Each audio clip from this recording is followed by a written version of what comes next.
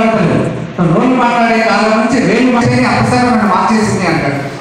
నిజంగా ఎంత అంటాడు మన జీవితాన్ని కూడా బాగా వర్తించే మాడాలి. మనకంతా వచ్చు అనుకున్న కూడా ఆగిపోతాడండి.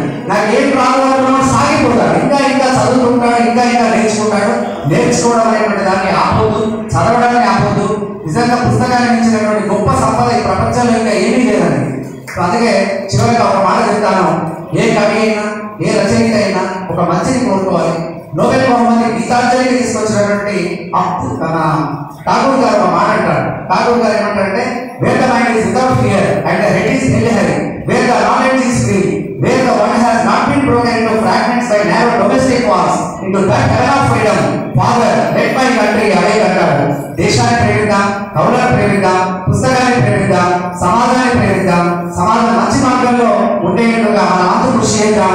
It is today's act that is going to decide our tomorrow and country's tomorrow and దేశం యొక్క భవిష్యత్ అంతా మనకి